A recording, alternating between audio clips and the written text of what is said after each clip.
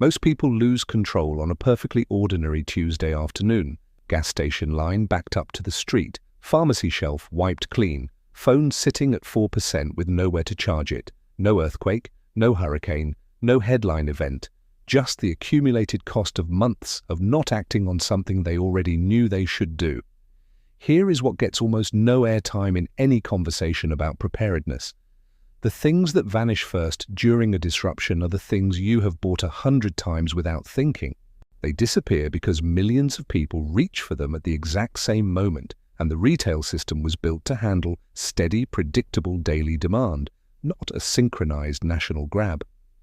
The window between something feels off and the shelf is bare runs, hours in some categories. The people who were already covered when that window closed were not the ones who moved fastest after the signal. They were the ones who moved before the signal existed. 12 items, most cost under 20, every single one available right now at normal prices with no line. Number 12, fuel.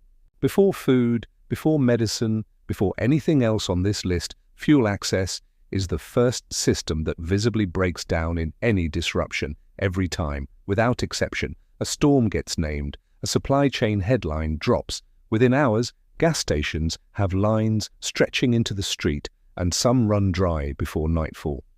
Here is the part worth understanding clearly. The fuel itself has not disappeared. Refineries are running, trucks are moving, the supply chain has not failed. What happened is that millions of individual people made one rational decision simultaneously about fill the tank now, and the local distribution infrastructure built for steady daily throughput cannot absorb that kind of synchronized pressure. The result is a gridlock that looks exactly like a shortage and functions exactly like one. Day 1. Stations are slightly busier, nothing alarming. Day 2. Wait times stretch to hours. People arrive carrying extra containers. Day 3. Out-of-service signs appear. And that image, a gas station that cannot pump gas, spreads faster than any news broadcast and triggers the same response in surrounding areas before they have experienced any shortage at all. In the United States, a vehicle is not a convenience. It is the operating system of daily life. Work, school, groceries, medical appointments, every errand that keeps a household functional. When fuel access goes, options go with it. The fix is a single habit requiring zero emergency planning. Keep the tank above half, always. Refill when it reaches half on any ordinary shopping trip under any ordinary conditions. That habit removes the gas station from the crisis entirely. While the rest of the city spends 3 hours in line on day 2, the person with that habit is at home. That distance between you and the crowd is the entire value of the preparation. Number 11, a headlamp. When power fails, the first practical problem is darkness. Most people grab a flashlight. A flashlight occupies a hand. Every task that matters during a power outage, finding supplies, preparing food, treating a wound, moving through the house with a child, now gets done with one hand. Slower, more error-prone, more exhausting across hours that already have enough demands on them. Candles are worse. The light is stationary, dim, and unstable. In a household with tired adults, children, or elderly family members, an open flame compounds the risk rather than solving the problem. A headlamp costs between $15 and $40.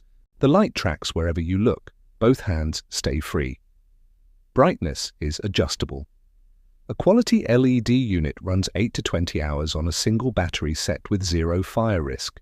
Every other item on this list becomes harder to access, harder to use, and harder to manage after dark without one. Keep 2. Know exactly where they are. Rotate the batteries on a schedule. This is the item that makes everything else on this list actually functional when the lights go out. Number 10. A backup power source.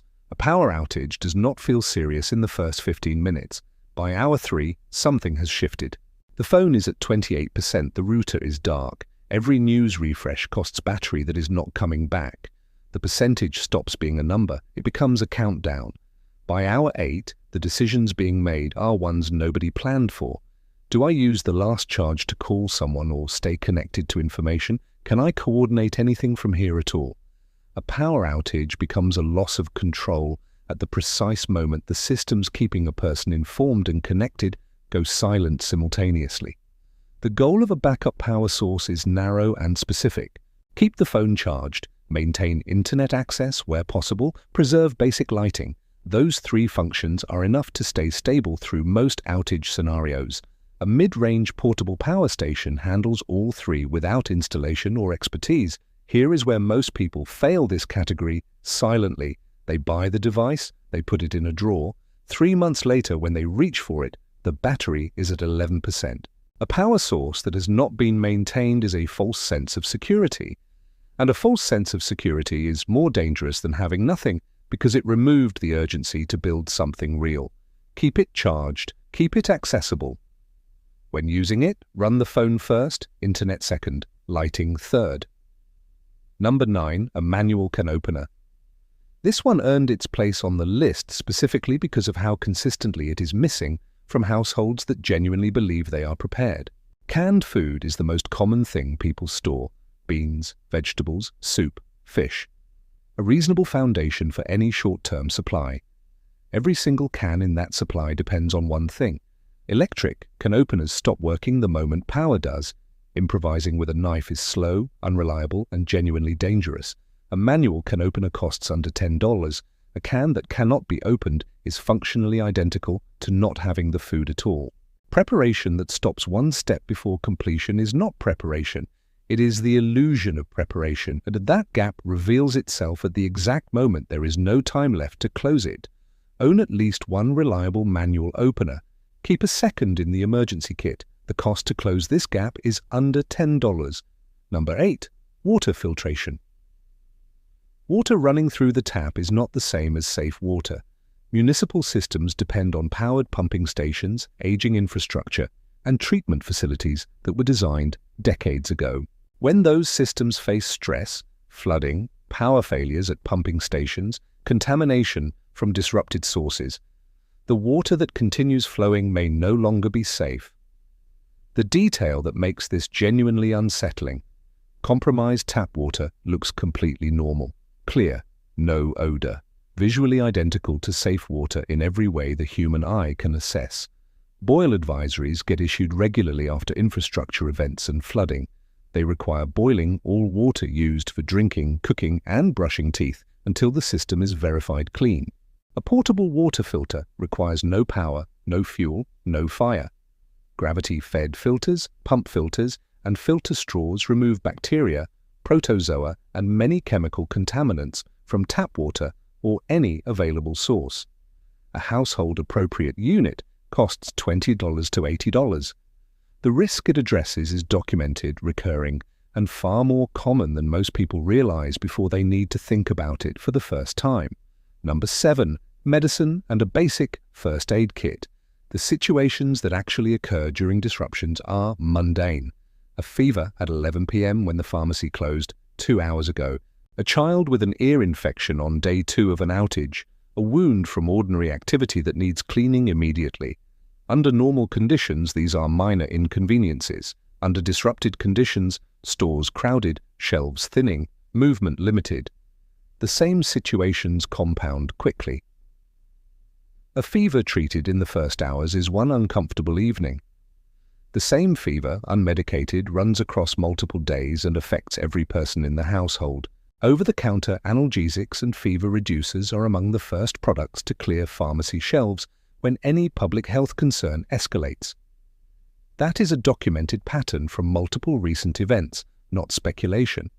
The category is straightforward: pain relievers, fever reducers, an antihistamine, antiseptic, sterile gauze, adhesive bandages, a thermometer, and a small buffer of any prescription medications the household depends on. Build this before there is any signal that it is needed. The cost is minimal. What it provides is the ability to manage household health on your own timeline rather than one set by what is happening on the shelves outside. Number 6. A portable cooking method. The consistent account from people who have lived through real disruptions, winter storms, hurricanes, extended regional outages, is not that they ran out of food. It is that they had food they could not prepare. Most American kitchens run entirely on electricity. Electric range, microwave, electric oven. Every one of them useless the moment the grid goes down. Rice, pasta, canned beans, soup, all sitting in the pantry, technically available, functionally inaccessible without heat. A portable butane or propane camping stove with a supply of fuel canisters takes up one cabinet shelf and costs between $20 and $60. It provides the ability to boil water, heat food, and prepare basic meals with complete independence from the grid. A warm cooked meal during a disruption is a stabilizing signal to every person in the household that basic function remains intact.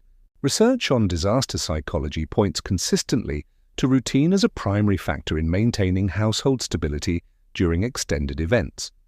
2 points that are not negotiable. These stoves sell out when an outage is anticipated, so the preparation window is the value. And combustion stoves must only be used outdoors or in well-ventilated spaces. Carbon monoxide buildup from indoor use has caused deaths during outages. This is a documented risk, not a footnote. Number 5. A lighter or matches. The stove is set up, the canister is attached, the food is ready, nothing to light it with. This is one of the most common single-point failures in otherwise well-prepared households, precisely because ignition sources feel so permanently available that nobody actively maintains them. A lighter runs out of fluid quietly. A box of matches sits in a drawer for 2 years and the strike tips have degraded. The one working lighter in the kitchen gets borrowed and never returned. Keep multiple ignition sources in deliberate fixed locations. One near the stove, one in the emergency kit, one stored separately from both. Rotate them before they run out. Waterproof matches are worth including. Standard matches fail in wet conditions, and some butane lighters lose reliable ignition in cold temperatures. The cost is a few dollars. The failure mode when it hits is immediate and complete. Number 4. Toilet paper. Early 2020 made this case more clearly than any preparedness guide ever could. Manufacturing was running, trucks were moving, distribution was functioning normally. The problem was that millions of households decided to stock up in the same compressed window. The retail replenishment system is calibrated for steady, predictable daily consumption. When that pattern breaks suddenly, the restock cycle cannot keep pace, and the gap between an empty shelf and a restocked one gets measured in days. The absence of basic hygiene products over consecutive days creates real discomfort, disrupts household routine, and introduces a strain on morale that is completely avoidable.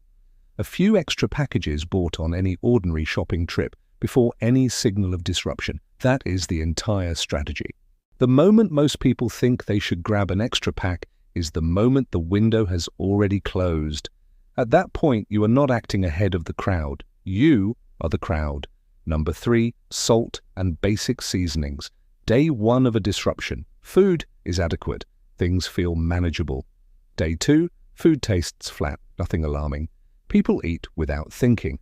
By day 3 or 4, something measurable has shifted. Appetite weakens. Meals stop registering as meals. Caloric intake drops below what the situation demands. Energy and cognitive function follow. Appetite regulation depends on sensory variety, flavor, aroma, the basic experience of food that tastes like something. Remove those consistently and the appetite signal degrades. That degradation has downstream consequences for physical and cognitive performance that no calorie count captures.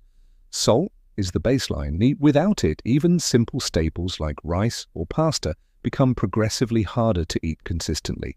Beyond flavor, salt inhibits bacterial growth and extends the functional life of food when refrigeration is unavailable.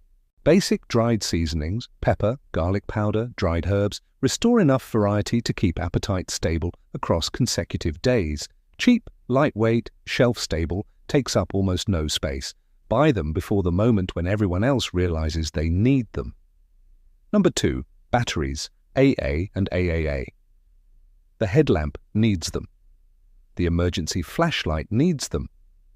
The battery-powered radio, the most reliable source of official information when the grid is down, operating on backup power that cell infrastructure does not have, needs them. Batteries have a specific failure mode that separates them from most items on this list. A device can appear completely functional right up until the moment it stops working. The batteries give no warning signal. The discovery happens in the dark at the moment the device is most needed, when there is no way to address it. Batteries are consistently among the first items to clear from store shelves during disruptions. Demand spikes from every direction simultaneously as every household reaches for flashlights, radios, backup devices, and medical monitors at once. Stock a supply. Rotate it. Batteries lose charge over time and cannot be trusted after years in storage. For emergency use specifically, keep a dedicated supply of fresh disposables, the kind that do not require grid access to charge. The failure mode is immediate, entirely preventable, and completely within your control to close before it opens. Number 1. Fuel. Again, fuel appeared at number 12. It closes the list because every item covered between then and now shares one dependency that almost nobody states plainly. Without fuel, the pharmacy is unreachable when medication runs out. The store for a water filter or replacement batteries is unreachable. The person who needs transport cannot be moved. The situation that becomes unsafe cannot be left. Fuel is the item that determines whether you can respond to every other item on this list. A half-empty tank on the wrong day does not just stop a car, it stops every option simultaneously. 12 items, most under $20, every one of them available right now at full stock and normal prices. What determines whether they matter is timing. The gap between "I should probably handle that" and "I can no longer handle that" does not open because of dramatic events. It opens when enough people sense instability and respond at the same moment. Supply chains built for steady distributed demand buckle under synchronized pressure. The window closes, the cost of waiting gets paid in full. The people already covered at that moment did not move fastest after the signal. They moved before the signal existed. Preparation is the straightforward recognition that the systems everyone depends on have real limits, and that the window for low-cost, easy action is always before the event, never during it. Which of these 12 do you already have? And which one surprised you most? Drop it in the comments.